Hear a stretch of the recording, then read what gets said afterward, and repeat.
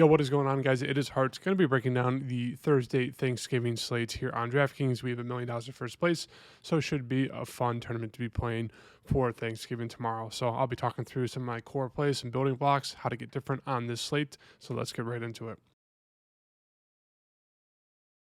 Before we get into it, if you guys just hit that like button and subscribe, do really appreciate it. It really helps out my channel. But yeah, as I mentioned, 3-game slate here for Thanksgiving tomorrow. We have the Packers versus Detroit at Detroit in the Dome. Then we have Kansas City versus Dallas at Dallas in the Dome.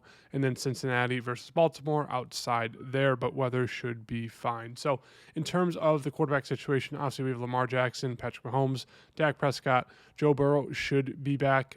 He's been practicing the past few days. It seems like he wants to play. So I'm assuming he should be good to go. And then you have Jared Goff, and then you have Jordan Love there for the quarterbacks. And in terms of the quarterback ranking, I think right now my favorite and kind of the safest would probably be Patrick Mahomes here, 6,500. A lot of stacking options against one of the worst defenses in the league there in Dallas. And we know with Mahomes, MVP level candidates, you could say past 3 games there for him have not been the best, but before that was easily, getting to 25, 30 fantasy points. So he looks really, really good there. In terms of just safety and upside, I'd say Lamar Jackson is probably my second favorite there. I mean, he's been bad the past 3 games, has not looked good, since coming back from injury in week 9 there. But yeah, I mean, it's one of those things. He keeps missing practice with kind of some little random injuries. Like, it doesn't look the best running it now.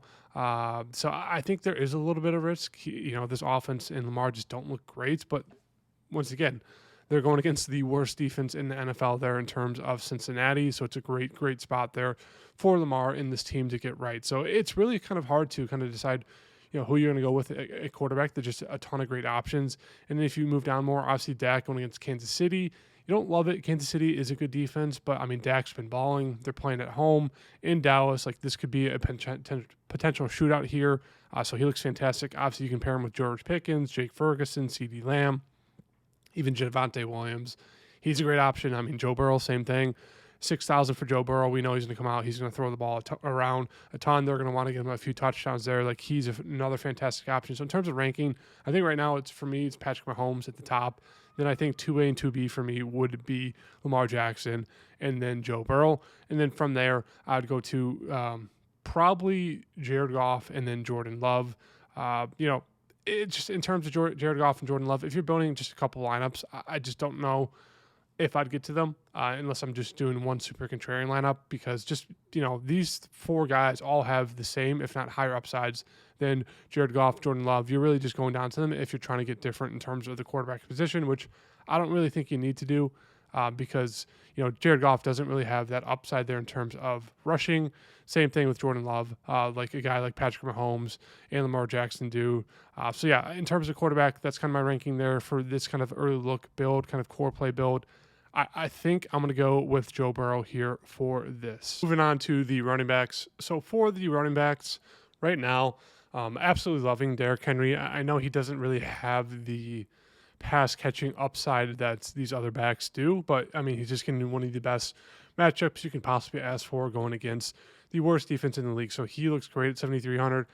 I think the price tag for Gibbs is fine. It's kind of, it's one of those where for me, I'm only going to build probably one lineup for this slate tomorrow. So I don't know if I'm going to get to Gibbs. Going against Green Bay, offensive line does not look great right now for Detroit, which means Gibbs should see a bunch of dump offs. Like, he just came off a game where he got 11 catches there, 12 targets. So it's like, we know he has massive upside. I'm not saying he's not a bad play at all.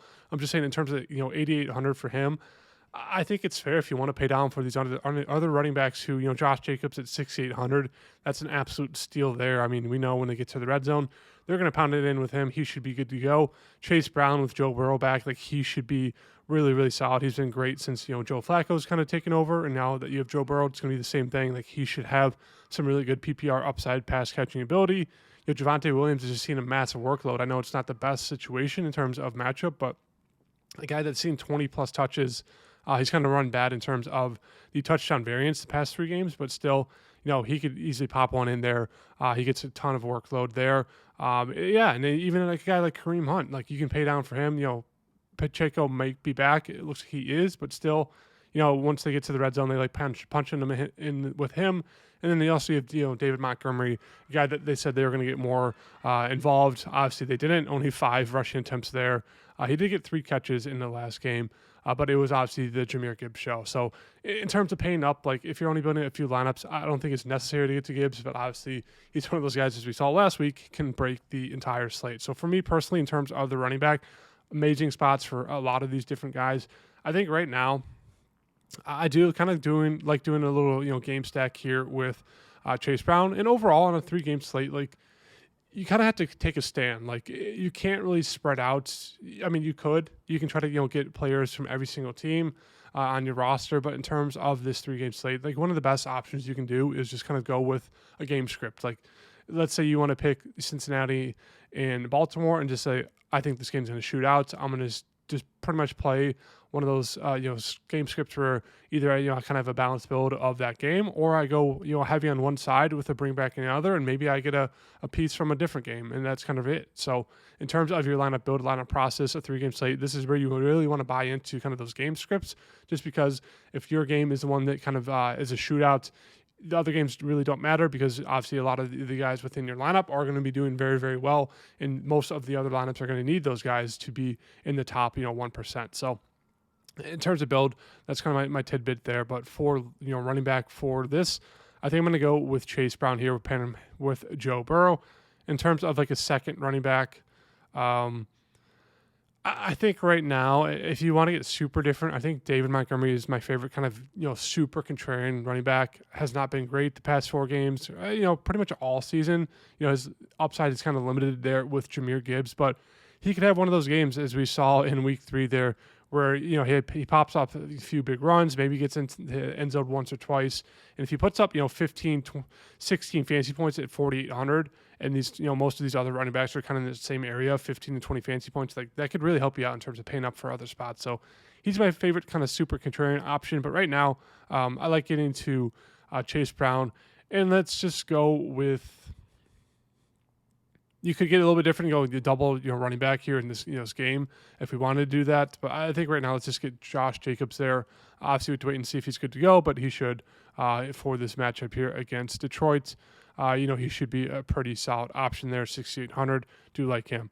In terms of wide receiver, obviously, if we're going to go with Joe Burrow, going to pair him up there with Jamar Chase. Jamar Chase absolutely ripped apart Baltimore. I believe it was last year in 2 games. I think he went for like 40 fantasy points or more in both of them against Baltimore. Obviously, it's not one of those things where it's sticky, where it's going to, continue to happen, but still, Jamar Chase, arguably the best wide receiver in the league, gets Joe Burrow back there. He should see 10-plus targets against a mediocre secondary. So absolutely love here going to Chase as kind of that, pairing option with him, Chase Brown and Jamar Chase.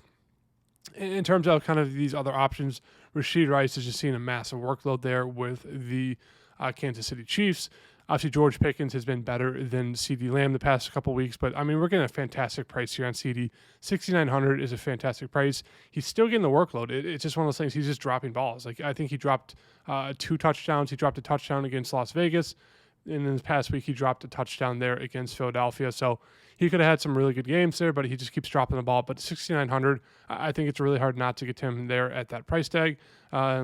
And then moving on down a little bit more, really like Zay Flowers there as kind of a bring back option if we wanted to do that.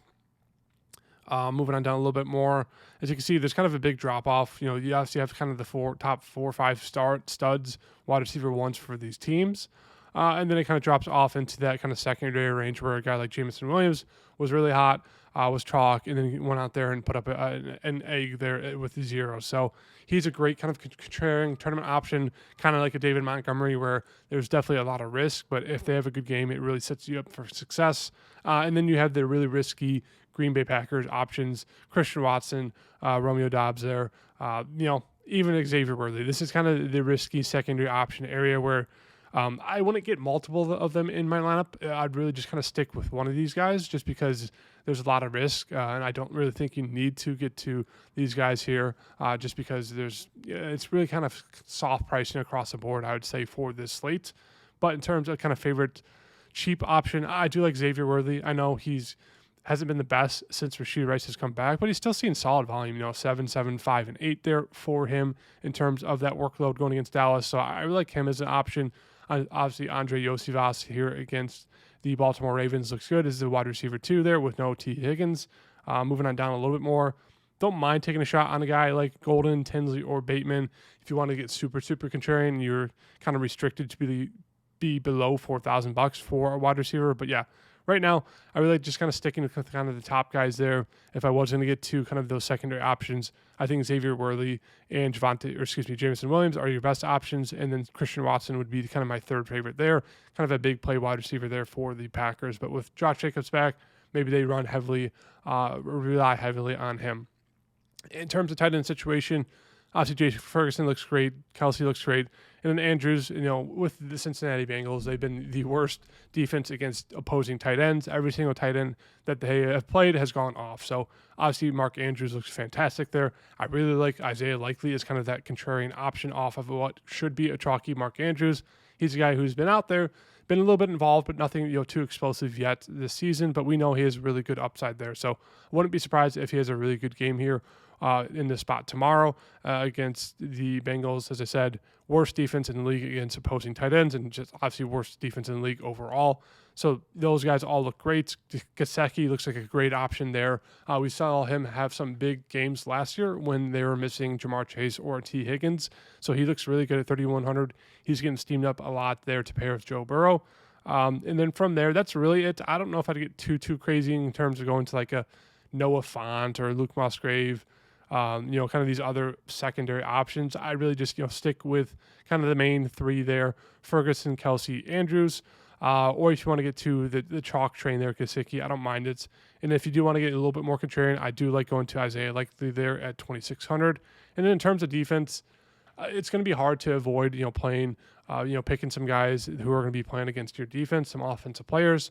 It doesn't really matter on a small slate like this. Like, you can definitely do that. Like, I could definitely play, the Bengals defense or even the Ravens defense if I wanted to, even though I do have a good onslaught there in terms of the Bengals offensive team. So, on a 3-game slate, it doesn't really matter too much there. Like, it's inevitable. It's going to happen. But for the defense in terms of this build, I think right now, I do really like into the Chiefs there, 2,800, obviously going against a Cowboys team that can put up points, but we've seen at times them being a little bit, unreliable in terms of their offense. So I think that's a good option. I like the Packers, 2,600, going against, a Detroit offense line that's been pretty bad recently. So they could get some good pressure there. Jared Goff hasn't looked the best recently in terms of throwing the ball.